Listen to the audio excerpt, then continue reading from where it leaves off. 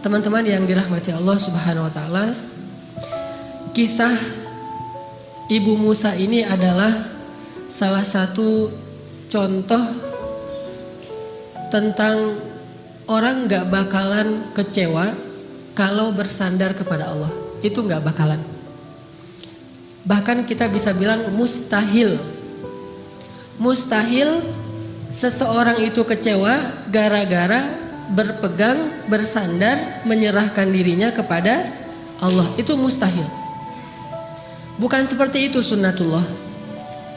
Karena siapapun yang berserah diri kepada Allah, maka dia telah berpegang kepada tali yang paling kokoh. Wa man yuslim wajhahu ila Allah, wa man yuslim wajhahu ila Allah wa huwa muhsin faqad istamsaka bil urwatil wuthqa wa ila Allahi aqibatul umur. Siapa yang menyerahkan dirinya kepada Allah dan dia senantiasa berbuat baik, maka sesungguhnya dia telah berpegang kepada tali yang paling kokoh, dan kepada Allah segala urusan dikembalikan. Jadi nggak ada orang yang kecewa kalau dia berpegang kepada Allah. Masalah apapun, masalah rezeki, masalah jodoh, terutama yang kedua. Kalau kita bergantung kepada Allah dalam urusan jodoh, maka insya Allah kita nggak akan kecewa. Mak comblang yang paling baik itu adalah Allah. Kalau mak comblangnya ustadz, kadang-kadang ngecewain. Ustadz, ini CV saya. Oh ya, kriteria yang kamu cari seperti apa? Saya mah nggak susah-susah ustadz, standar-standar aja. Ya standar yang gimana? Yang tingginya 180, yang kulitnya bening, sampai kalau minum kelihatan airnya ngalir gitu. Transparan. Kemudian yang hidungnya seperti pedang, yang matanya seperti bidadari. Tahu mata bidadari? Besar dan sayu, tapi nggak belok. Belok apa nih? Sudah pernah lihat? Ada di rumah saya. Oh iya. Nah ini kriterianya. Terus kata Ustadz, kalau yang kayak gitu Ustadz juga mau gitu ya. Akhirnya pas ketemu Ustadznya duluan yang ta'arufan. Ini kalau mak comblangnya manusia. Tapi kalau mak comblangnya Allah, jauh lebih meyakinkan dan gak bakalan kecewa. Dengan kriteria apapun, wa huwa ala kulli syai'in qadir. Dan kalau Allah menjanjikan yang baik akan ketemu dengan baik, pasti innahu la yukhliful mi'ad. Allah tidak pernah mengingkari janjinya. Masalah apapun kita harus mengandalkan Allah. Coba deh selalu ngandelin Allah. Bahasa gampangnya gini, udah tenang aja, ada Allah. Itu. Dan kalau kita sudah melibatkan Allah, la yudayya'akallahu idzan. Itu pasti Allah nggak bakalan ngecewain kamu. Kalau udah ngandelin Allah, ini gimana nih? Udah tenang aja, ada Allah. Allah tidak akan mengecewakan. Salah satu kalimat udah tenang aja ada Allah adalah la tahzan, innallaha ma'ana. Kalau kita ada teman lagi galau gitu, terus kita bilang, la tahzan, innallaha ma'ana. Apaan tuh? Kan dia bingung. Mending kita terjemahin aja. Gak harus persis kalimat la tahzan innallaha ma'ana. Karena kalau kita baca hadis ada tambahan lagi tuh. Kata Nabi kepada Abu Bakar, ma dhannuka bisnain Allahu thalithuhuma. Ya Abu Bakar, kenapa kamu berpikir kita cuma berdua padahal Allah yang ketiga? Kalau dalam ayat la tahzan innallaha ma'ana. Kalau bahasa kita woles bro, woles, tenang aja ada Allah. Santai bro, karena ada Allah. Itu bahasa Arabnya la tahzan innallaha ma'ana. Andalin Allah dalam masalah kita. Ada masalah apapun, serahin aja sama Allah. Bismillah, la haula wala quwata illa billah. Bahkan kadang-kadang hanya dengan berzikir la haula wala quwata illa billah, Allah kasih keajaiban yang luar biasa. Karena setelah seseorang bersandar kepada Allah, la yudayya'anallahu idzan, pasti Allah nggak akan ngecewain. Coba teman-teman bayangin, Nabi itu udah ikhtiar habis-habisan.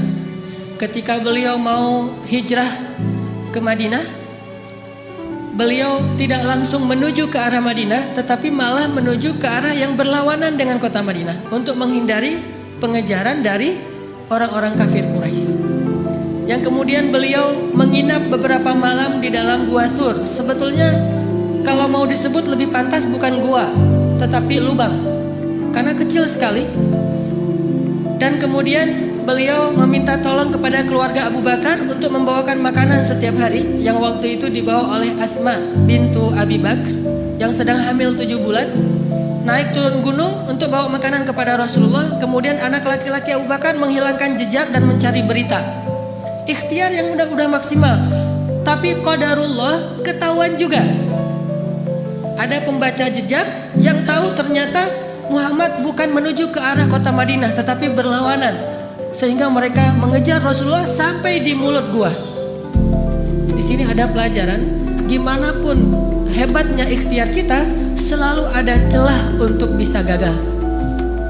Walaupun tetap kita harus berikhtiar, tetapi tidak akan pernah sempurna dengan hanya ikhtiar logika kita.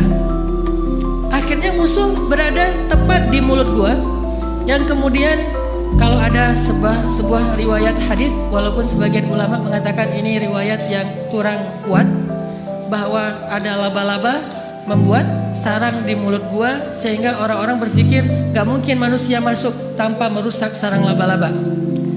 Ada lagi hadis yang mengatakan ada merpati yang membuat sarangnya juga di mulut gua, gak mungkin orang masuk tanpa merusak sarang merpati, dan seterusnya. Tetapi di atas semua itu, Allah Subhanahu wa Ta'ala lah yang menjadikan pandangan mereka tidak mengarah kepada Rasulullah Sallallahu Alaihi Wasallam dan Abu Bakar. Ketika mereka berada tepat di mulut gua, kalau mereka mau ngelihat ke bawah sedikit saja melongo, itu sudah kelihatan Rasulullah dengan Abu Bakar. Tetapi Allah palingkan wajah mereka. Mereka melihat ke seluruh penjuru kecuali ke bawah kaki mereka. Sampai Abu Bakar udah khawatir sekali. Kalau bahasa kita mungkin udah galau berat nih. Kemudian Abu Bakar mengatakan, ya Rasulullah, kalau mereka ngelihat ke bawah nih pasti kita ketahuan. Abu Bakar tidak takut kepada mereka. Abu Bakar khawatir terhadap keselamatan kekasih beliau, yaitu Rasulullah. Bukan Abu Bakar yang penakut, apalagi Rasulullah. Hanya khawatir terhadap Rasulullah. Jangan-jangan kan kalau ketahuan Rasulullah akan disakiti. Dan Abu Bakar gak rela banget Rasulullah ada yang menyakitinya. Sehingga Abu Bakar galau berat, khawatir sekali. Dan dengan tenang Nabi mengatakan, ma dhannuka bisnaini ya Abu Bakar, kenapa kamu pikir kita hanya berdua? Allahu thalithuhuma la tahzan innallaha ma'ana. Dengan kalimat itu akhirnya musuh tidak melihat ke arah mereka, dan Allah berikan keselamatan bagi mereka. Ini kalau kita bersandar kepada Allah. Setelah selesai Rasulullah dan Abu Bakar menginap beberapa malam di Gua Thur, lalu melanjutkan perjalanan ke kota Madinah, ternyata pengejaran terhadap Rasulullah itu belum selesai, belum berhenti. Muncullah seorang pembaca jejak baru namanya Suraqah bin Malik. Masih kafir, dan dia mengejar hadiah 100 ekor onta dari Abu Jahal kalau dia dapat membawa pulang Muhammad hidup atau mati. 100 ekor onta. Teman-teman tahu harga 1 ekor onta? 1 ekor onta itu kalau onta yang dipakai berdagang, bukan onta yang dipakai nyembelih. Kalau yang dipakai nyembelih paling 40 juta, 50 juta. Kalau yang dipakai untuk perjalanan berdagang, 1 ekornya itu 300 juta. 1 ekor ontanya 300 juta, jadi puluhan miliar. Sehingga orang Arab di Saudi, di Irak, di Emirat dengan menjual 2 ekor onta atau 3 ekor onta, mereka bisa beli Alphard. Jadi biasa bagi mereka. Jual 10 ekor onta, beli Ferrari. Kalau kita nabung sampai meninggal, akhirnya jadi warisan, ditabung lagi nggak dapat. Jual kambing, jual sapi, jual segala macam. Karena onta itu harganya mahal, apalagi onta merah bisa sampai 700 juta. Kalau yang di Dubai itu sering diperlombakan, itu onta-onta yang berkualitas, itu satu ekornya bisa di atas 1 miliar. Kuda aja bisa sampai 3 miliar ya. Makanya Abu Jahal menawarkan, siapa yang bisa membawa pulang Muhammad hidup atau mati, saya kasih 100 ekor unta yang terbaik. Akhirnya Suraqah bin Malik semangat mencari Rasulullah SAW. Dia baca jejak di setiap penjuru padang pasir. Karena dia berpengalaman membaca jejak, dia lihat langit, dia lihat pasir yang terbang gara-gara ada orang yang berjalan cepat di padang pasir. Dia lihat merpati, dia lihat alam. Akhirnya dia menemukan Nabi SAW dengan Abu Bakar. Ketemu. Begitu sudah dekat, kemudian tiba-tiba dengan takdir Allah, Allah memperlihatkan kekuasaannya. Kuda yang ditunggangi oleh Suraqah terperosok dan jatuh. Kemudian Suraqah bangkit, naik lagi ke atas kudanya, dan kudanya tidak mau berjalan. Kuda itu seperti melawan sehingga Suraqah jatuh sampai 3 kali. Allah ala kulli syai'in qadir. Serahin sama Allah. Akhirnya Suraqah berjalan kaki, nggak menyerah. Kudanya nggak mau jalan, dia nggak pundung, dia nggak menyerah. Akhirnya dia jalan kaki. Dia kejar Rasulullah dengan berjalan kaki. Setelah mendekat kepada Rasulullah, tiba-tiba Rasulullah mengatakan, ya Suraqah, bagaimana pendapat kamu kalau kamu memakai pakaian khusus Raja Persia? Kata dia, pakaian Raja Persia? Ya, kata Rasulullah. Mau, kata Suraqah. Kata Rasulullah, kalau begitu halaulah orang-orang yang ingin mengejar kami. Kelak kamu akan memakai pakaian Persia, Raja Persia. Sehingga akhirnya Allah Subhanahu wa taala membolak-balikan hati manusia. Yang tadi marah kepada Rasulullah, benci kepada Rasulullah, ingin mengambil keuntungan dari menangkap Rasulullah, Allah balikkan hatinya tiba-tiba menjadi pendukung Rasulullah SAW. Walaupun belum beriman, tapi dia mendukung Rasulullah. Dia lupa dengan 100 ekor onta. Coba bayangkan secara logis, 100 ekor unta itu sudah jelas. Yang menawarkannya Abu Jahal, orang paling kaya di Mekah. Sedangkan pakaian Persia yang nawarinya seorang laki-laki yang bahkan dari kampung halamannya aja terusir.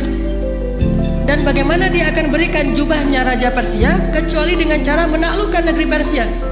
Dan bagaimana dia akan menaklukkan Persia sedangkan di rumahnya aja, di kampungnya aja dia dalam keadaan lemah dan terusir. Ini kan gak logis. Kok bisa Suraqah percaya sama Muhammad yang dalam keadaan terusir, memberi janji yang aneh, tapi dia meninggalkan janji-janji Abu Jahal 100 ekor unta yang paling realistis. Ini kebesaran Allah Subhanahu wa taala. Dan ini juga sebagai bukti Rasulullah itu benar-benar al-amin, as-sadiqul masduq, orang yang selalu dipercaya bahkan oleh musuhnya. Suraqah lebih percaya kepada Nabi walaupun Nabi terusir dengan janji yang aneh itu daripada kepada Abu Jahal yang realistis. Sehingga akhirnya Allah menyelamatkan Rasulullah dan Abu Bakar sampai di Madinah. Selang beberapa tahun setelah Nabi SAW wafat, pada masa kekhalifahan Umar bin Khattab, akhirnya Islam berhasil membebaskan Persia dan menaklukkan kerajaan-kerajaan yang zalim di sana. Lalu salah satu ghanimah harta yang dibawa dalam peperangan itu adalah jubahnya Raja Persia, dibawa ke Madinah. Ketika jubah Raja Persia sampai di Madinah, diserahkan kepada Umar. Umar teringat dengan janji Nabi, sehingga Umar bertanya, Aina Suraqah? Di mana Suraqah bin Malik? Ternyata Suraqah sudah masuk Islam. Kemudian dia datang, saya ya Amirul Mukminin, saya Suraqah, udah tua dia.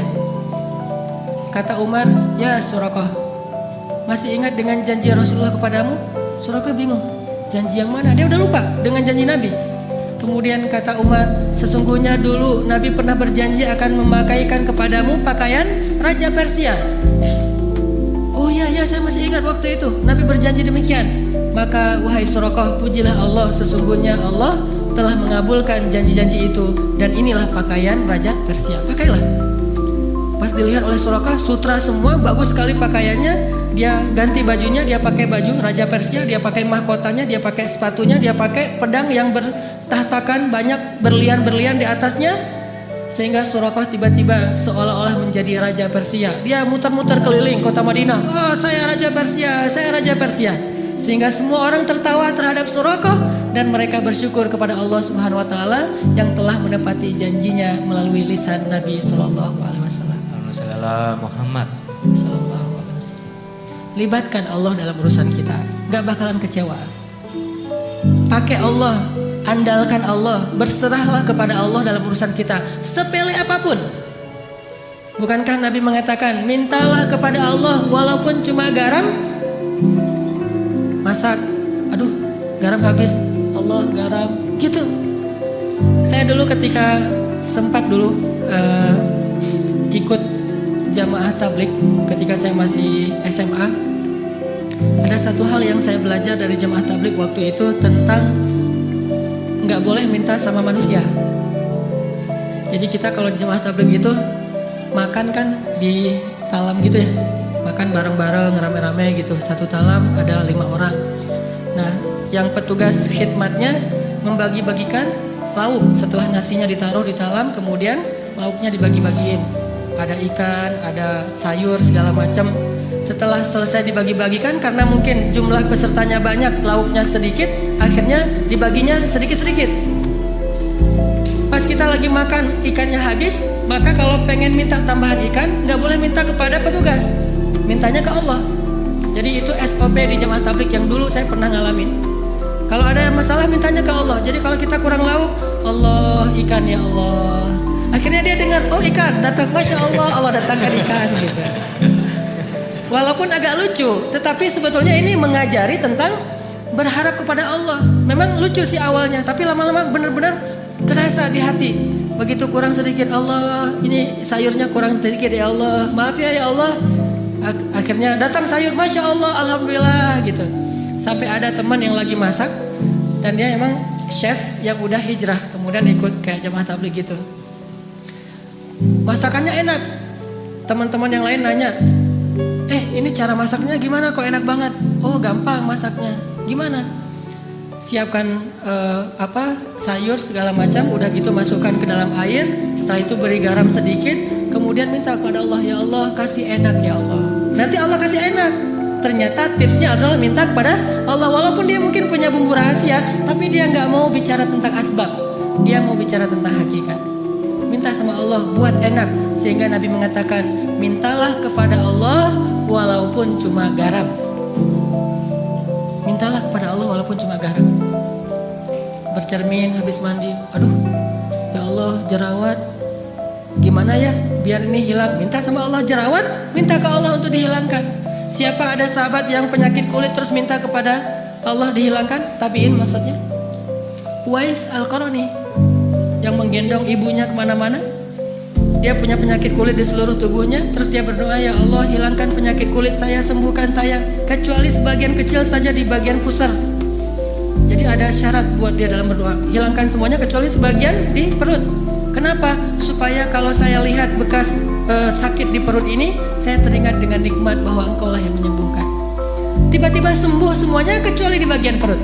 Sehingga Nabi berkata, sesungguhnya sebaik-baik tabi'in adalah Uwais Al-Qarni. Padahal Nabi gak pernah ketemu Uwais, tapi tahu namanya dan memberi berita tentang dia. Ini mungkin satu-satunya tabi'in yang disebut namanya oleh Nabi. Gak ketemu tapi kenal.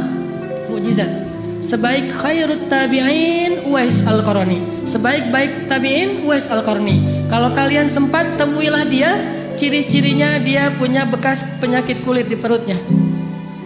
Dia orang yang tidak dikenal di negerinya. Dan mintalah doa dari dia, sesungguhnya doa Uwais tidak ditolak oleh Allah Subhanahu wa taala. Jadi masalah sepele apapun minta sama Allah. Makanya dalam Islam kita mengenal doa sehari-hari. Mau keluar, bismillahirrahmanirrahim, Allah, la haula wala quwata illa billah. Tambah dengan doa syafaat. Mau makan, bismikallahumma amutu wa ahya. Salah. Jadi tidur gitu. Mau tidur ada doanya. Bahkan kalau Nabi baca doa tidur aja panjang banget tuh. Allahumma alja'tu dhahri ilaik wa fawattu amri ilaik, dan seterusnya dan seterusnya. Amantu bi kitabikal ladzi anzalt wa bi rasulikal ladzi arsal bismikallahumma amutu wa ahya. Mungkin kalau kita nggak hafal ya udah bismillahirrahmanirrahim aja gitu. Standar lah ya. Kemana-mana bismillahirrahmanirrahim, la haula wala quwata illa billah. Pokoknya ada masalah apapun libatin Allah. Kalau bahasa sosial media, jangan lupa nge-tag Allah. Jangan lupa nge-mention Allah. Gimana? Nge-tag Allah sama nge-mention Allah. Teman-teman pernah nggak diundang makan sama atau diajak makan sama temennya, ditraktirin makan, udah gitu foto-foto karena ternyata tempat makannya tuh cozy, instable, layak untuk di selfie-in gitu. Wah ini tempat makannya cozy banget nih, selfie yuk, selfie gitu ya. Udah selesai selfie, udah gitu kita posting. Selfie-nya sama siapa? Bareng dengan teman yang naktirin kita. Setelah selesai selfie kita posting. Etis nggak kalau kita posting tapi kita nggak nge-tag orang yang mentraktir kita? Nggak etis ya?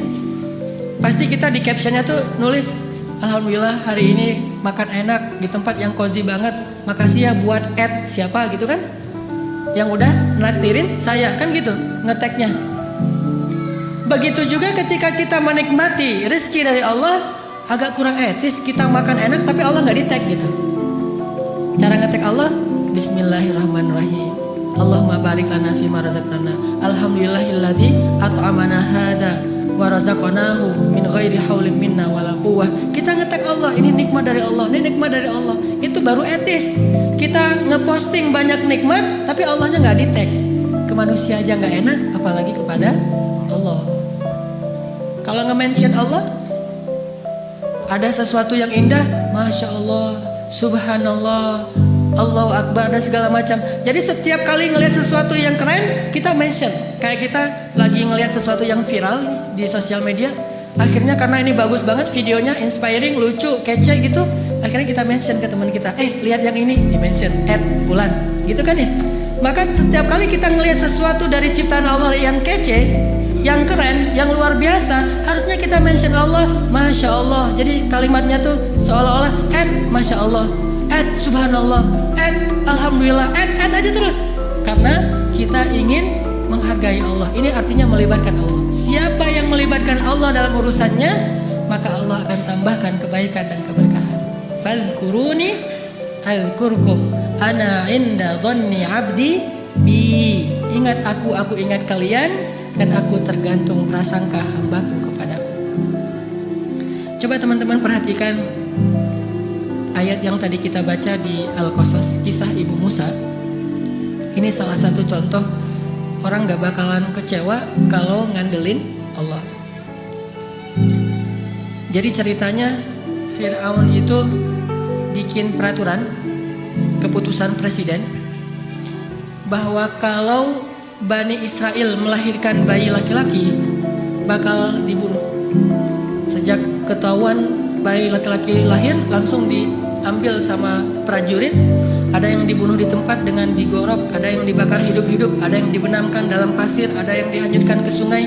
Bahkan yang lebih menyakitkan lagi, ada yang dijadikan sebagai makanan hewan-hewan peliharaan Fir'aun di istana. Harimau, singa, bayi-bayi Bani Israel. Yudzabbihuna abna'akum wa yastahyuna nisa'akum. Mereka membunuh bayi-bayi laki-laki kalian dan memperbudak perempuan-perempuan kalian. Dan itu ayatnya banyak sekali. Sampai setelah sekian tahun bayi laki-laki Bani Israel terbunuh terus, akhirnya Bani Israel ini kekurangan laki-laki.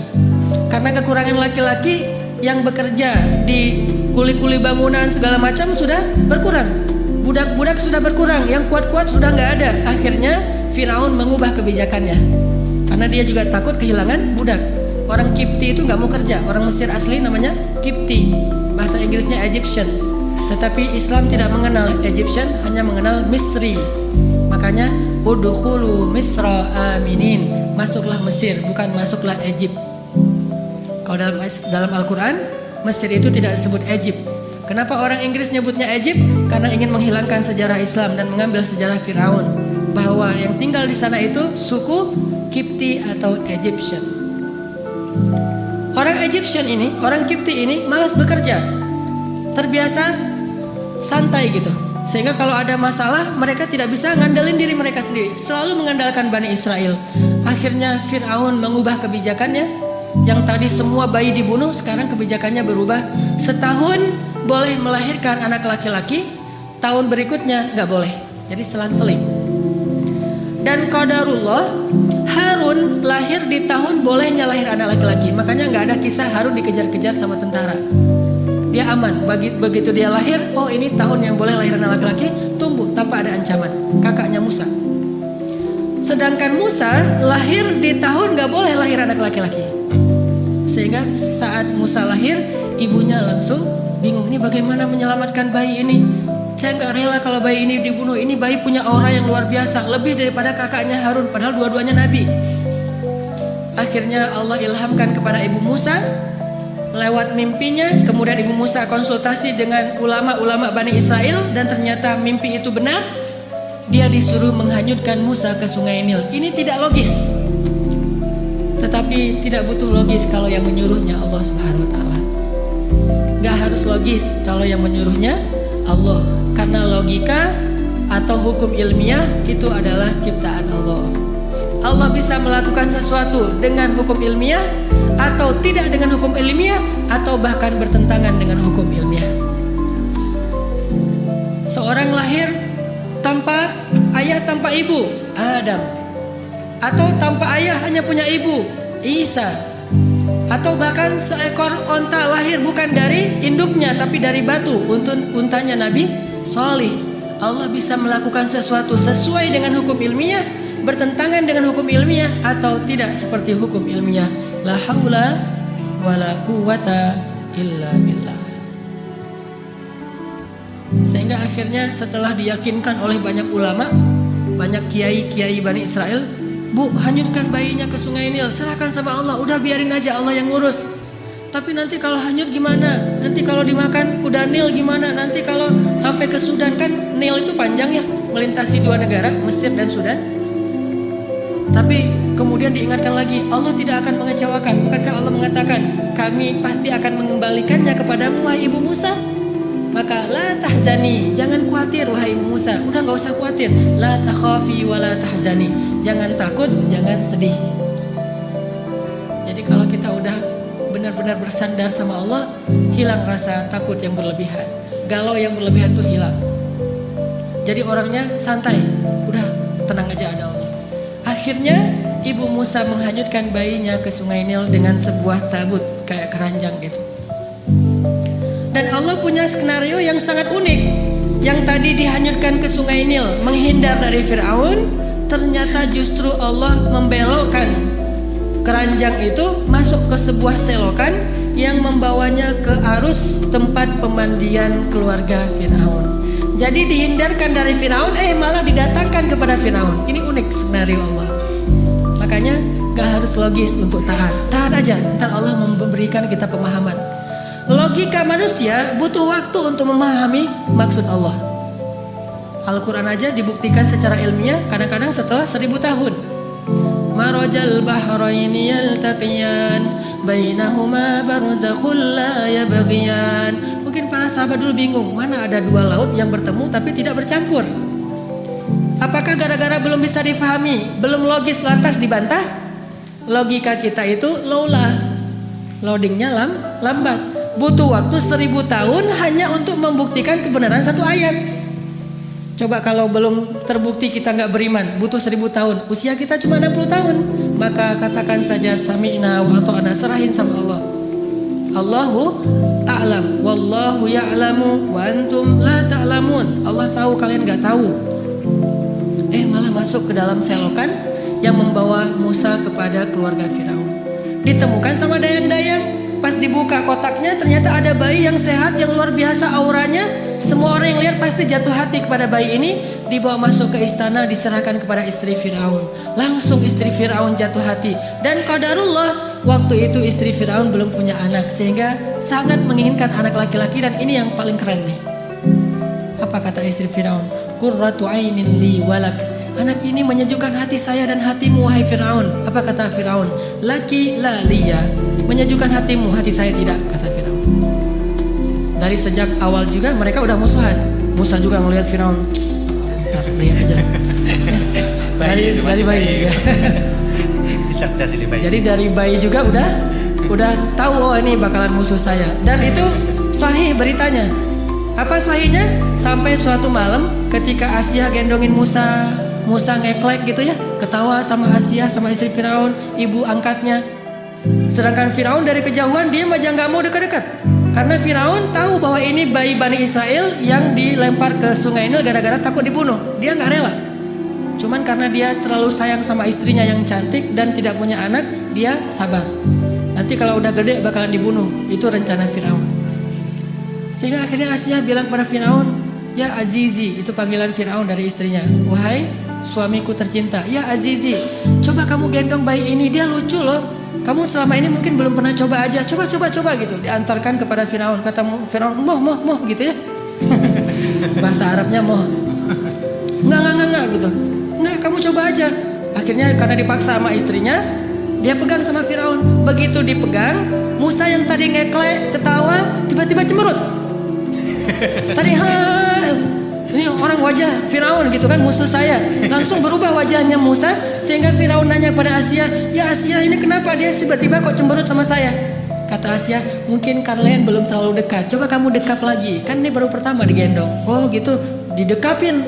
Pas udah didekapin agak dekat ke wajahnya Firaun, Musa mengambil janggut Firaun, ditarik sampai copot janggutnya tercabut janggutnya Firaun. Orang zaman dulu raja-raja kan janggut Firaun tuh panjang yang terbentuk gitu kan ya, yang kayak kotak gitu. Itu ditarik sama Musa, banyak dari janggut-janggut Firaun itu sampai tercabut, rontok dan mengeluarkan darah, sehingga Musa dilempar oleh Firaun karena Firaun marah pada Musa. Dari kecil juga mereka udah musuhan. Dan Musa itu dari kecil juga lebih daripada Hercules, udah punya kekuatan. Nabi paling kuat tuh Musa. Pas dilempar, akhirnya Asia sedih mengambil bayinya, didekap. Musa nangis seperti bayi biasanya. Firaun mengatakan, besok akan saya bunuh nih bayi. Ternyata dia benar nih, seperti dalam mimpi saya. Anak ini yang sepertinya akan mengganggu kekuasaan saya. Besok harus saya bunuh. Kata Asia, jangan, dia kekasih saya, jangan segala macam. Sekarang Firaun sudah murka. Akhirnya diumumkanlah ke seantero Mesir bahwa besok dia akan membakar hidup-hidup seorang bayi Bani Israel di depan orang banyak sebagai pelajaran. Terkumpullah orang di lapangan besar di depan istana. Pada subuh hari itu Allah memberi ilham kepada Asia sebuah ide. Begini cara Allah menolong hambanya. Ketika mau dibunuh oleh Firaun, Asia bilang gini, wahai Azizi, saya ingin sebelum engkau menyakiti anak ini, kita buktikan dulu kejadian semalam itu murni karena memang dia sadar atau karena dia nggak ngerti, anak kecil. Kalau dia nggak ngerti, maafkanlah dia, namanya juga anak kecil. Tapi kalau dia sadar karena emang dia seperti mimpimu, maka silakan kamu bunuh. Gimana cara ngebuktiinnya? Kata Asia, letakkan bayi ini di tengah, terus di sebelahnya ada bara api, sebelah lagi ada roti dan madu. Bayi ini sudah bisa merangkak. Kalau dia menuju kepada bara api dan memakan bara api itu, berarti dia bayi yang nggak tahu apa-apa. Maafkanlah dia. Tapi kalau dia menuju ke madu dan roti, berarti dia bayi yang sudah mengerti. Silahkan kamu bunuh dia. Ini mengambil resiko. Dan ini hanya satu-satunya cara terakhir untuk menyelamatkan Musa. Karena dipikir oleh Firaun logis juga, ya sudah, kita coba taruh Musa di tengah, bara api di sebelahnya, kemudian roti di sebelahnya. Musa bangkit dari duduknya, tiba-tiba menuju kepada bara api, diambil dengan tangannya, dimakan oleh Musa. Lalu dia menangis. Sejak saat itu cacatlah lidah Musa. Baru sembuh pas nanti mau berdakwah dan berdoa, Rabbi shrah li sadri wa yassir li amri wahlul 'uqdatam min lisani. Ya Allah, sembuhkanlah kekeluhan di lidah saya. Itu keluh gara-gara waktu bayi makan bara api. Tapi gara-gara makan bara api, akhirnya Firaun sadar, nih bayi emang gak ngerti apa-apa. Salah dia menarik janggut saya itu karena emang dia gak ngerti. Akhirnya dibebaskan dan Musa bisa tinggal dan selamat. Begitu cara Allah menyelamatkan. Kita balik lagi ke adegan tadi, ditemukan oleh Asia. Hari pertama ditemukan, Musa nangis di istana karena haus.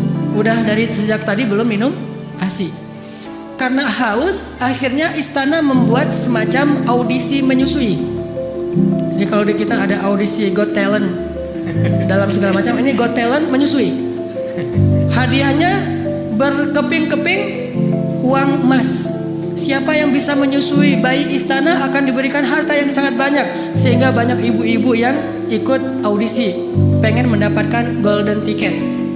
Ngantri ini, wah, selfie-selfian gitu di depan istana Firaun. Wah, ikut audisi gitu ya. Datang menyusui, gagal yang satu, gagal aja terus. Kalau dalam bahasa sekarang, kalau aku sih yes, nggak tahu Mas Anang gitu ya. Gagal aja, nggak ada yang lulus audisi. Ternyata Di baris terakhir dari antrian itu ada mbaknya Musa yang gak disebutkan namanya. Jadi keluarga Musa ini ada 3 orang soleh, kakaknya Harun, kemudian mbaknya yang gak disebutkan namanya, kemudian Musa. Ini 3-tiganya anak-anak yang soleh-soleha. Mbaknya Musa tadi ditugaskan oleh ibunya mencari berita tentang adiknya, tentang bayi Musa. Mbaknya ikut antrian, padahal masih ABG, tapi pengen nyusuin, kan ini agak aneh nih. Sehingga pengawal bilang, kamu mau ngapain? Mau ikut audisi. Lah, ini untuk orang yang sudah punya anak, tetapi saya bisa menawarkan orang yang baik untuk bisa menyusui bayi itu. Setelah debat panjang, akhirnya ikut juga. Ternyata ini yang lulus audisi. Kalau aku sih yes gitu. Apa kata dia kepada keluarga Firaun? Maukah kalian saya tunjukkan keluarga yang bisa menyusui dan berlaku baik kepada anak ini? Kata Asia, ya sudah bawa mereka ke sini. Kalau mereka bisa, nanti saya kasih hadiah yang banyak. Pulang langsung si mbaknya Musa lari ke rumah, mak gitu. Apa itu adek lagi nangis minta susu. Terus kenapa? Nggak ada yang bisa menyusui dia. Mungkin mak yang bisa menyusui dia. Akhirnya ibunya datang. Begitu didekap oleh ibunya, namanya juga ibu sendiri, langsung saya sih yes. Akhirnya ibunya lulus audisi. Ngelihat Musa diam di tangan ibunya, akhirnya Asia pun jatuh hati kepada keluarga itu dan mengatakan, hadiah untuk kalian adalah emas dengan sangat banyak, berkilo-kilogram emas. Bukan hanya itu, mulai sekarang tinggallah di istana. Sehingga akhirnya ibunya Musa tinggal di istana, ayahnya Musa tinggal di istana, mbaknya Musa tinggal di istana, kemudian emasnya Musa tinggal di istana. Musa juga semuanya tinggal di istana, dirawat dan dibiayai oleh negara, oleh istana, oleh kerajaan, dan mereka mendapatkan gaji yang sangat besar. Siapa yang ikut cara Allah pasti beruntung. Bayangin kalau dulu ibu Musa gak percaya dengan perintah Allah, masa sih dihanyutin ke sungai Nil segala macam? Mungkin selamanya mereka jadi buronan, pindah-pindah dari satu negeri karena takut dikejar oleh tentara Firaun, dan selamanya miskin. Tapi karena dia ikut cara Allah, wa may yattaqillaha yaj'al lahu makhraja wa yarzuqhu min haitsu la yahtasib wa may yattaqillaha yaj'al lahu min amrihi yusra. Siapa yang bertakwa atau taat kepada Allah, Allah kasih jalan keluar. Siapa yang taat kepada Allah, Allah kasih rezeki yang tidak terduga-duga. Siapa yang taat kepada Allah, Allah mudahkan setiap urusannya. Keep the faith, athiqah billah. Percaya deh sama Allah. Nggak ada modal Ustadz, pengen nikah, ada Allah. Sehingga pas datang ngelamar, ada apa dek? Ini Pak, saya mau melamar putri Bapak. Emang adik punya modal apa? Allah. Wah, itu berat tuh. Nolaknya juga berat. Waduh, ini pakai bawa-bawa Allah lagi gitu kan ya? Ya sih Allah, cuman yang kelihatan apa? Kan Allah gak kelihatan gitu ya. Ya walaupun gak kelihatan, Allah lebih pasti Pak. Wa huwa ala kulli syai'in qadir. Bapak hafal surat Al-Muluk, jadi ceramah gitu. Jadi oh ternyata ada ini ustadz ya. Ya udah deh kalau ustadz gitu. Hafal Al-Quran, hafal surat apa? Al-Fatihah, Al-Ikhlas gitu. Ya udah itu aja maharnya. Lulus kan? Gara-gara mengandalkan Allah. Kalau perlu hafal beberapa ayat jitu masalah itu. Kalau mereka fuqara, asa ayyughniyahumullah. Pak, Allah berfirman. Langsung datang-datang Allah berfirman. Belum mutarain ini. Assalamualaikum, waalaikumsalam. Monggo, silakan duduk. Ada apa? Apa yang bisa saya bantu? Ini Pak, saya hanya ingin sharing ayat. Awalnya langsung pakai ayat. Allah berfirman, kalau mereka fakir, Allah yang akan memberikan mereka kecukupan. Oh iya benar, saya tahu ayat itu. Terus Rasulullah bersabda, kalau datang seorang laki-laki yang baik akhlaknya melamar putri kalian, jangan ditolak. Wah, udah pakai Allah, pakai Rasul, susah ini. Pengalaman. Kalau ngandelin Allah itu selalu berhasil. Makanya saya tuh pernah dulu awal-awal saya belajar mobil, dulu saya suka ngebut-ngebut di jalan. Jadi bawa mobil dengan gaya motor. Kalau gaya motor kan selap-selip tuh. Bawa mobil kan nggak bisa gitu. Tapi karena saya emang senengnya ngebut, nggak sabaran. Di jalan saya ngebut, tiba-tiba di gang di Bandung tuh ada tentara naik motor keluar dari gang, saya tabrak sampai dia terjungkir jauh beberapa meter dan motornya itu ringsek. Alhamdulillah orangnya luka. Nggak meninggal maksudnya, luka. Lalu dia pakai baju dinas kan? Alhamdulillah saya juga pakai baju dinas ustadz. pakai jubah, pakai sorban, saya mah dulu. Setelah saya konsen dakwah di anak muda, di anak geng motor, baru saya mencocokkan penampilan saya dengan dunia anak muda. Dulu jubahan, sorbanan, baju dinas. Dia juga baju dinas, jadi sesama lagi dinas nih. Pas dia awalnya wajahnya udah merah mau marah, saya keluar dari mobil ngelihat wajah saya, ini kiai kualat nih kalau saya macam-macam. Akhirnya dia terpaksa kalem aja. Aduh maaf saya nggak sengaja ngelihat tiba-tiba keluar dari gang. Oh ya nggak apa-apa, saya mah dinas di situ di Baros, itu salah satu kantornya di Baros, saya dinas. Ya saya juga lagi dinas ke masjid. Mau ngajar, ada pengajian sore ini. Oh ya udah nggak apa-apa Pak Ustadz, nggak apa-apa gitu. Udah aja. Ini gimana nih motornya? Nah gampang, nanti saya suruh orang untuk ngambil motornya. Udah alhamdulillah saya ganti rugi, dia nggak mau, selamat. Kenapa? Pertama mungkin ya karena Allah masih ingin menyelamatkan saya dari suatu musibah, bukan karena kebaikan saya tapi karena kemahagungan Allah. Dan di sisi lain mungkin salah satu rahasianya saya baca doa safar sebelum keluar. Soalnya ketika saya beli mobil saya nggak mau pakai asuransi, sehingga karena nggak pakai asuransi doa safarnya lebih serius. Kalau pakai asuransi kan tenang ada asuransi, tapi kalau nggak ada asuransi ada Allah, berarti doa safarnya yang panjang. Bismillahirrahmanirrahim wa mursaha bismillahirrahmanirrahim subhanalladzi sakhkhara lana. Panjang, setengah jam doa safar doang. Kenapa? Ya Allah, ini mah enggak ada asuransi gitu. Jadi karena enggak ada asuransi doanya lebih serius. Kalau ada asuransi, ada TLO, ada all risk kan gampang, ntar tinggal diklaim. Intinya karena ngandelin Allah, Allah mudahkan urusannya. Selalu kayak gitu. Kalau melakukan sesuatu karena Allah, selalu Allah mudahkan. Tapi kalau kita tidak melibatkan Allah, bara'atum minallah, Allah berlepas tangan. Dan kalau Allah berlepas tangan, siapa lagi yang bisa memudahkan selain Allah Subhanahu wa taala? Libatkan Allah. Ada seorang sahabat datang ke Nabi, dia bilang gini, "Ya Rasulullah, anak saya ditawan sama musuh." Ternyata anak dia itu ikut berjihad dan ketangkap sama musuh, ditawan. Dan musuh minta tebusan sekian ratus dinar, kalau nggak ditebus akan dibunuh. Dan waktu itu sahabat-sahabat yang kaya banyak yang lagi di luar kota juga lagi diutus untuk dakwah dan jihad, sehingga tidak ada sahabat yang bisa membantu laki-laki ini. Rasulullah juga nggak punya apa-apa, nggak punya harta. Dia datang kepada Rasulullah, "Ya Rasulullah, anak saya ditawan, minta sekian ratus dinar. Kalau saya nggak menebus, nanti anak saya akan dibunuh. Gimana ini ya Rasulullah? Dia hanya memberi waktu saya 1 hari sampai besok." Kemudian Rasulullah mengatakan, wahai bapak, ya Syekh, perbanyaklah mengatakan la haula wala quwata illa billah. Oh gitu, ya Rasulullah, ya gitu. Akhirnya dia pulang, nggak ngomong ya sih la haula wala quwata illa billah, tapi yang lain nggak ngomong kayak gitu. Udah aja kalau Allah bilang la haula wala quwata illa billah, hasbunallah wa ni'mal wakil, cukup Allah. Jangan bilang cukup Allah lalu ada kalimat tapi. Hasbunallah sih, cuman, nah ini nggak hasbunallah, karena hasbunah itu tidak ada cuman. Oh gitu ya Rasulullah, gitu. Udah dia pulang, la haula wala quwata illa billah, la haula wala quwata illa billah. Sampai di rumah istri nanya, "Pak, gimana tadi sama Rasulullah? Udah dapat belum pinjaman untuk menebus anak kita?"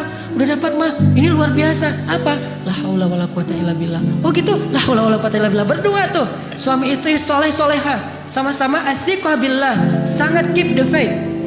Nggak mengatakan, iya emang zikir, cuman uang konkretnya mana? Nggak nanya-nanya kayak gitu. Udah aja, oh la haula, ya udah la haula wala quwata illa billah. Sepanjang malam mereka berzikir la haula wala quwata illa billah. Tiba-tiba waktu subuh ada yang ngetok pintu rumah, tok tok tok, assalamualaikum. Terdengar suara anak laki-lakinya, pas dibuka bener anak laki-lakinya pulang dalam keadaan selamat. Dan ternyata di luar suaranya berisik, banyak suara kambing. Pas dilihat itu apa itu? Kambing, lebih dari 100 ekor. Kemudian ayahnya bertanya, "Apa yang terjadi? Bagaimana kamu selamat dan membawa banyak kambing?" Kata laki-laki ini, "Semalam tiba-tiba ada seorang laki-laki yang berbaju putih, orangnya ganteng sekali, wajahnya bercahaya, datang melepaskan ikatan saya, dan tiba-tiba waktu itu semua prajurit yang mengawal saya, yang menjaga saya itu tertidur pulas, sama sekali tidak terbangun, sehingga saya bisa dilepaskan. Dan bahkan bukan hanya bisa menyelamatkan diri, tapi malah bisa mengambil ghanimah, membawa lebih dari 100 ekor kambing. Bayangin, kambing 1 ekornya aja udah berisik ya. Gimana 100 ekor? Berisik gak sih? Berisik banget kan ya? 100 ekor kambing yang berisik yang lagi dibawa sama anak muda ini tidak membangunkan prajurit penjaga yang lagi tidur. Ini qadarullah. Sehingga akhirnya dia selamat dan bahkan dapat ghanimah lebih dari 100 ekor kambing dari la haula wala quwata illa billah. Bukan berarti nggak ikhtiar. Kalau ikhtiar kita udah mentok, udah maksimal, jangan menyerah, jangan berhenti, karena selalu ada harapan di sisi Allah Subhanahu wa taala. Tidak pernah selesai kalau kita berserah diri kepada Allah. Selalu ada harapan. Ada lagi kisah di zaman Nabi Musa. Suatu hari Nabi Musa nanya kepada Allah. Kan Nabi Musa ini julukannya, panggilannya Kalimullah, orang yang bisa ngomong langsung kepada Allah. Jadi kalau ada butuh apa-apa Nabi Musa mah tinggal miss call Allah. Ya Allah, langsung Allah ngangkat. Ada apa Musa gitu. Kayak kita telepon gitu ya. Nggak bisa ngelihat langsung tapi bisa telepon langsung. Begitu Nabi Musa calling, langsung Allah, ada apa Musa? Gini ya Allah, saya pengen nanya. Jadi Musa sering ngobrol sama Allah. Nanya apa? Saya pengen tahu di antara umat saya itu siapa yang paling rendah kedudukannya di matamu? Yang paling levelnya paling rendah. Kata Allah, itu tuh laki-laki seorang kakek yang buta, yang dia itu masbuknya istiqomah banget dalam sholat. Paling istiqomah dalam masbuk. Gak pernah dia sholatnya tepat waktu, pasti masbuk. Ini orang yang paling istiqomah di zaman Musa. Istiqomah dalam kemasbukan. Asal ada sholat, dia pasti paling belakang, datangnya menjelang salam. Jadi kalau ada yang taruh sendal paling belakang itu pasti dia. Kalau ada salam yang kemudian nanti berdiri lagi pasti dia. Orang yang selalu masbuk, orang tua buta. Oh, itu orang yang paling rendah. Nabi Musa nyari mana? Oh, si kakek itu yang paling rendah nilainya di mata Allah. Setiap hari dilihat dia masbuk sampai suatu hari ketika selesai sholat orang itu udah nggak ada. Nabi Musa telepon Allah. Allah, Musa ada apa? Itu si kakek kemana? Kok nggak datang? Kata Allah, dia sudah meninggal dan sekarang ada di dalam surga. Nabi Musa heran, ya Allah, gimana ceritanya tuh? Kakek yang nilainya paling rendah, yang nggak ada apa-apanya, yang masbuk sejati, tiba-tiba masuk surga sejak dia meninggal. Apa yang terjadi ya Allah? Allah bilang, ya Musa, suatu hari ketika kakek ini keluar dari masjid, dari tempat ibadah, dia jalan kemudian kesesat gara-gara dia buta, sampai di sebuah tanah yang lapang. Dia menemui seorang laki-laki, kemudian dia bertanya, saya ada di mana sekarang? Laki-laki itu mengatakan, ini kamu sedang berada di tanah lapang, di sebuah lapangan, di sebuah alun-alun. Kemudian kakek ini mengatakan, tidak, sesungguhnya rahmat Allah lebih luas daripada segalanya. Kamu berada di tanah yang luas? Kata dia, tidak, rahmat Allah yang lebih luas. Hanya karena itu, kemudian Allah mengatakan, wahai Musa, sesungguhnya rahmatku mendahului kemarahanku. Sehingga dia masuk surga hanya dengan kalimat sesungguhnya rahmat Allah lebih luas. Makanya kalau kita nge-tag Allah, nge-mention Allah, libatkan Allah dalam urusan kita, selalu beruntung. Bayangin sekedar mengatakan subhanallahi wa bihamdi subhanallahil azim, langsung Allah sediakan pohon-pohon kurma yang sangat banyak di dalam surga. Begitu kita baca la haula wala quwata illa billah, Allah sediakan kunuz, harta yang ditaruh di dalam sebuah box yang sangat besar, disimpan di bawah arasy Allah Subhanahu wa taala. Mudah sekali. Karena kalau kita melibatkan Allah, yuridullahu bikumul yusra wa la yuridu bikumul usr. Salah kalau orang bilang, aduh gak usah bawa-bawa Allah lah, jadi susah. Enggak. Justru kalau kita bawa-bawa Allah jadi mudah. Karena Allah itu pada dasarnya pengen memudahkan kita, enggak pengen nyusahin kita. Yuridullahu bikumul yusra wa la yuridu bikumul usr. La yukallifullahu nafsan illa wus'aha. Sampai ketika turun ayat ittaqullaha haqqa tuqatih, bertakwalah kepada Allah sebenar-benar takwa. Para sahabat kemudian ngeluh, ya Rasulullah, kami gak sanggup kalau sebenar-benar takwa. Terus gimana? Turun lagi ayat di surat At-Taghabun, fattaqullaha mastata'tum. Kalau gak bisa sebenar-benar takwa, ya udah bertakwa semampu kalian aja. Coba lihat, Allah memudahkan urusan hambanya, sehingga kalau kita melibatkan Allah, maka insya Allah Allah akan memudahkan urusan kita. kisah lagi, mungkin ada 2 atau 3 kisah lagi. Bukti bahwa kalau kita melibatkan Allah itu mudah. Ada seorang nenek di zaman Nabi Musa, sudah menikah sekian puluh tahun belum dikaruniai anak. Datang kepada Nabi Musa, "Ya Nabi Allah, ada apa nek? Saya mau minta tolong. Ya, saya itu udah nikah sekian tahun tapi belum dikaruniai anak. Sedangkan engkau bisa bicara langsung dengan Allah. Boleh nggak saya minta tolong? Minta dong ke Allah, ya Allah beri saya 1 orang anak saja." "Oh baik nek, nggih," gitu kata Nabi Musa. Telepon, "Ya Allah." Allah bilang, "Ada apa Musa?" "Ini nih, ada nenek-nenek minta diberikan anak 1 orang aja katanya, karena dia tidak punya keturunan." Apa kata Allah? "Ya Musa, bilang kepada nenek itu bahwa takdirnya dia tidak akan punya anak. Itu sudah takdir." Kemudian Nabi Musa bilang, "Nek, sabar ya." Kata Allah, "Oh ya, udah ada jawaban dari Allah, udah ada. Gimana jawabannya?" "Takdir nenek mah gak akan punya anak." "Oh gitu, ya sudah, assalamualaikum." "Waalaikumsalam." Pulang. Sepanjang jalan sampai di rumah dia mengatakan, "Ya Rahim, ya Rahim, memang takdir saya tidak akan punya anak, tetapi engkau maha rahim, beri saya anak ya Rahim." Jadi dia ngeyel gitu, terus saja minta sama Allah dengan bahasa yang lembut, "Ya Rahim, ya Rahim."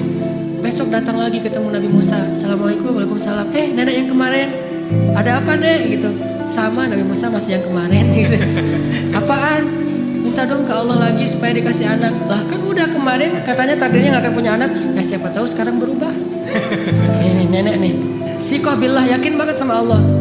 Karena nggak mau ngecewain, walaupun Nabi Musa juga udah tahu takdirnya kayak gitu. Ya udah, Nabi Musa telepon lagi, "Ya Allah, ini si nenek yang kemarin." "Oh ya Musa, jawab aja kayak kemarin." "Oh dia nggak akan punya anak." "Nek, saya bilang juga apa? Takdirnya nenek nggak akan punya anak. Udah bersabar aja." "Oh gitu ya. Ya udah, assalamualaikum." "Waalaikumsalam." "Ya Rahim, ya Rahim." Terus aja gitu. Datang lagi nenek yang sama, "Nek, sama jawabannya." Belum ngomong juga udah dikasih tahu aja jawaban. Tapi kata nenek, "Coba minta lagi, mudah-mudahan Allah udah mau ngasih sekarang." "Ya Allah, nenek yang kemarin datang lagi, wahai Musa, takdirnya gak akan punya anak. Nek, memang udah takdirnya kayak gitu. Sabar aja." "Gimana tuh caranya nek? Udah takdir Allah gak akan bisa dirubah." "Oh gitu, ya Rahim, ya Rahim." Pulang terus. Setelah sekian lama gak datang-datang. Setelah beberapa bulan akhirnya dia datang bawa bayi. Gendong bayi datang ke Nabi Musa. "Assalamualaikum," gitu. "Ah, waalaikumsalam. Nenek yang dulu." "Ya, terus itu siapa?" "Anak. Anak siapa?" "Anak saya." "Hah? Ya Allah, ini ceritanya gimana nih? Kok bisa nih nenek punya anak?" Nabi Musa nelpon Allah. "Gimana nih ceritanya nenek yang takdirnya gak bakalan punya anak tiba-tiba bawa bayi?" Kata Allah, "Ya Musa, setiap kali saya bilang takdirnya gak punya anak, dia bilang ya Rahim, ya Rahim. Dibilang lagi gak punya anak, dia bilang ya Rahim, ya Rahim. Wahai Musa, ketahuilah sesungguhnya rahmat saya mendahului takdir." Sehingga dengan rahmat Allah, Allah mengubah takdir nenek ini yang tadi gak punya anak jadi punya anak. Kalau kita baca hadis-hadis Nabi tentang kisah-kisah para anbiya itu luar biasa. Intinya adalah mereka selalu mengandalkan Allah dan selalu mendapatkan janji-janji yang Allah pernah janjikan kepada mereka. Gak pernah kecewa. Mungkin cerita terakhir yang sangat populer itu adalah cerita Siti Hajar. Ini bagi saya menakjubkan banget nih ceritanya. Nabi Ibrahim bawa Siti Hajar dari Palestina ke Mekah, melintasi gurun pasir hanya bertiga saja.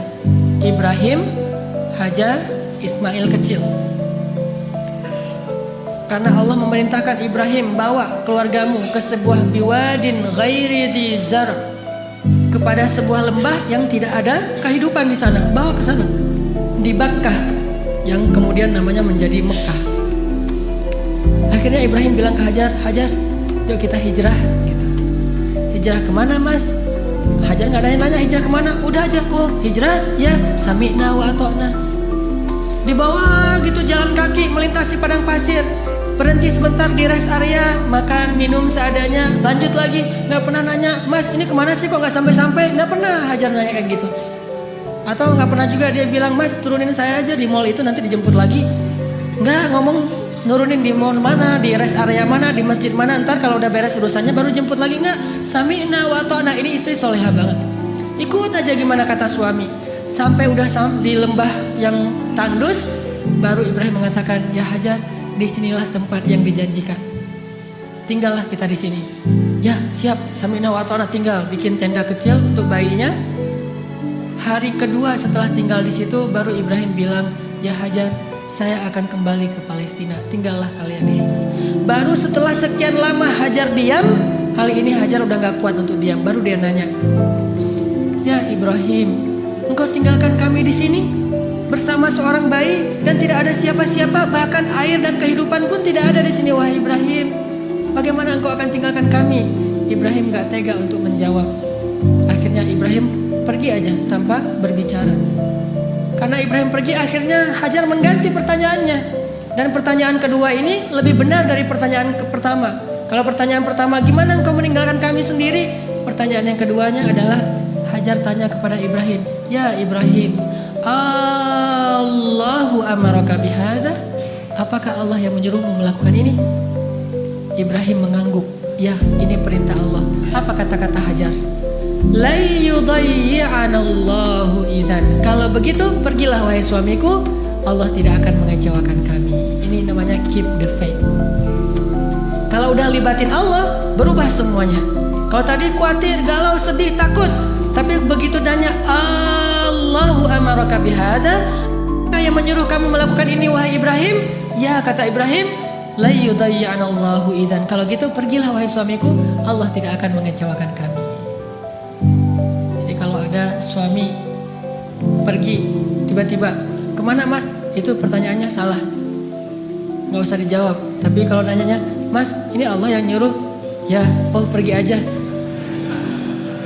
Gak apa-apa juga sebulan, setahun, Allah tidak akan mengecewakan kami. Kemana ternyata? Ikut taklim, ikut mungkin ada itikaf di mana. Kalau Allah yang nyuruh maka istri akan tenang. Tapi kalau bukan Allah yang nyuruh, ini kenapa mas kok pergi, Allah yang nyuruh, bukan tuntutan sosial media. Ada yang lagi harus saya selesaikan, ada yang jadi selebgram, saya pengen deketin. Nah, ini baru namanya perlu khawatir. Tapi kalau Allah yang nyuruh, insya Allah aman. Pergilah Mbak Ibrahim, Allah gak akan ngecewain kami.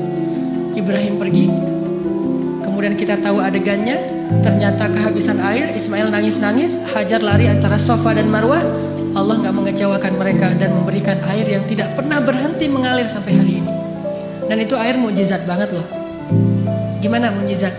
Kalau lagi banyak jamaah haji atau umroh di Mekah, air itu tidak akan kekurangan. Setiap hari orang minum air Zam-Zam. Kalau saya lagi umroh tuh selain minum, bahkan setiap hari dibawa dalam botol aqua. Kita kalau pergi ke masjid itu bawa botol aqua kan ya, terus ngisi air Zam-Zam. Di dalam hotel kita nggak pernah minum air aqua dari hotel, selalu minum Zam-Zam yang dibawa dari masjid. Bayangin, dalam sehari 5 kali orang membawa air Zam-Zam setiap waktu sholat. Dan jumlah jamaahnya itu bisa sampai 3 juta kalau musim haji. Lalu ketika mereka pulang, mereka membawa minimal 5 liter air Zam-Zam di seluruh dunia. Sebanyak 3 juta orang. Air Zam-Zam tidak mengering, keluar sebanyak-banyak yang dibutuhkan. Tapi begitu haji selesai, umrah belum dibuka, Mekah sepi. Tidak ada yang umrah kecuali orang lokal saja. Paling-paling ratusan orang, tidak sampai 1000 orang. Tapi walaupun yang datangnya sedikit, yang minumnya sedikit, air Zam-Zam tidak membanjiri kota Mekah. Ini namanya berkah. Kalau butuh banyak keluar banyak, kalau butuh sedikit keluar sedikit. Bukan pas butuh banyak airnya putus, atau pas butuh sedikit airnya jadi banjir. Soalnya biasanya keluarnya banyak. Enggak kayak gitu Zam-Zam, sangat berkah. Dan itu gara-gara kata Hajar, la yudayyi'anallahu idzan. Allah enggak bakalan ngecewain kami.